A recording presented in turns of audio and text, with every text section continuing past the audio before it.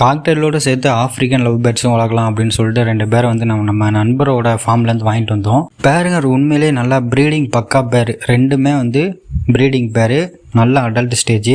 So adult வந்து new ஃபார்முக்கு வந்து செட் ஆகாதுன்னு சொல்லுவாங்க. அதெல்லாம் ஒன்றும் கிடையாது. கரெக்டான கேஜ் சைஸும் கரெக்டான செட்டிங் கொடுத்தோம்னா சூப்பராக செட் ஆகும். அந்த மாதிரி தான் நம்ம 2 பேர் வாங்கியிருக்கோம். இதில் பிளாக் வந்து பார்த்திங்கன்னா மாவோ ஒயிட் ஃபேஸ் சொல்லுவாங்க. அதுக்கு பேர் வந்து பாருங்கள் லாவெண்டர் ஒயிட் ஃபேஸ் போட்டிருக்கோம். வயலட்டில் ஒரு பேர் இருக்குது.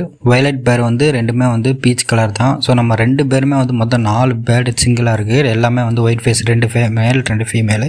ஸோ பக்கா ப்ரீடிங் பேர் வந்து கொடுத்துருக்கோம். ஸோ இது வந்து 2 பேரையுமே வந்து ஒன்றாவே நம்ம விட்ருக்கோம். இது வந்து எப்படி 2ம் அதே மாதிரி பேராகவே இருக்கா இல்லை தனித்தனி பேரோட சேருதா அப்படிங்கிறத வெயிட் பண்ணி பார்க்கலாம். ஸோ இது எந்த அளவுக்கு சக்ஸஸ் ஆகுது அப்படிங்கிறத பார்த்துட்டு நம்ம வந்து அதுக்கேற்ற மாதிரி இன்னும் கொஞ்சம் ஆஃப்ரிக்கன்ஸும் வந்து இறக்கலாம் அப்படின்னு சொல்லிட்டு ஐடியா வச்சுருக்கோம்.